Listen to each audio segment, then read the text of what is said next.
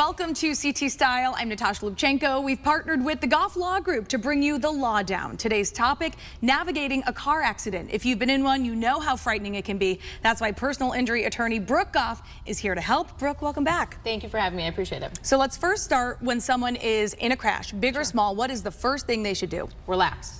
Right? It's not the end of the world. It's going to be okay. Right. It feels like it in the moment. It absolutely, anxiety is totally normal. Feeling overwhelmed is totally normal, but you want to relax. You're not going to make your best decisions when you're in a state of panic, right? And again, I tell you to relax because you're going to call 911 because you're going to see my commercials. You're going to do that.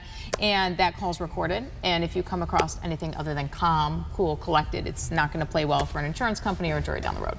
And police reports are important, of course, in the bigger accidents, but even a fender bender, it's always important to get that report on the record. Document, document, document. Look, attorneys, people get confused, like, what is the job of an attorney versus my job, right? Your job, I'm not involved in those first few moments and seconds and minutes and hours. Your job is to collect your evidence. Like, who doesn't want to play Sherlock Holmes, right? Like, really, I mean, we all have that, like, you played Nancy Drew as a kid, something, right? You read a book, I don't know. So, put on your thinking cap and say, what is an attorney likely going to need? If an attorney were here right now, what would they want? Pictures, recordings, evidence, right? So, yes, you want to document that actually happened, because I have many cases where people are like, it's a fender bender, there's no damage, maybe I'll just claim it never happened. And if you didn't take pictures and you didn't call the police, guess what? They're never going to admit to it, and then you're going to be in an uphill battle. You got it. And now, along the lines of collecting evidence here, what do you advise in talking to the other driver? Is it advisable? What information do you need? We're all humans, right? So, I mean, there's no rule book for car accidents. I mean, in my office there is, right? But for you, as an average citizen, there's not. You need to just, you know, ask them if they're okay. I mean, I would, right? I mean, and get any kind of information they want to give you. Like, do you have insurance? Who's the company? I say that because sometimes the police report takes a minute, right? And it will delay us being able to open the claim if we don't know who the insurance company is. Who's the insurance company? 50-50 shot, they're going to tell you the truth, but that's fine. 50% is better than zero. You tried. Are they okay? Like, at the status of their health? And what happened? What caused it? People like to talk. They get nervous. So when we're nervous, we talk. So they would be like, oh, I checked back at my dog and I didn't look, or I was messing with the radio. Like, guys, that's like the biggest piece of evidence ever. So get it, give it to me, and let me run with it and do what I need to do with it. So they're doing the work before you get there, thinking like an attorney. So now when someone calls 911, obviously they don't come instantaneously. What should someone do in the meantime before 911 police arrive? Take pictures. Lots and lots and lots of pictures, okay? Pictures, pictures, pictures, pictures. Like, I say this in my commercials, I'm not trying to be funny. I get so, like, I just don't get it. People come in my office, they'll show me a couple pictures they took, 2, 3 pictures, right?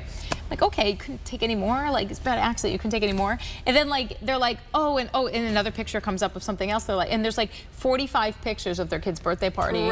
Or 45 pictures of their night at the club, or like girls. I'm like, why? What are you doing? Like, you know, like this is like this is could be one of the most important parts of your life and your health. Take those pictures, because if you don't take them there, you may not get them. If it's a very bad accident on the other car, they're going to be sending that car to get crushed in a matter of days. So you may never get a chance to see it again. And if you have a hitch on your car, like let's say you have a hitch and they hit it, their damage is bad, yours isn't, they're going to try to paint this picture that, oh, there's no damage to your car, so it couldn't have been bad. But what you don't have are pictures of their car. They're not going to take them to help you. And their car is like split up the middle. You know. And what about location of the car? Should we be moving it? Stay where you are? Move it. Get off the highway. Guys, you're in Connecticut. I mean, if you watch the news, I mean, you know, you guys run these stores all day long in here. Accidents happen. People are crazy enough without you being parked on the side of the road.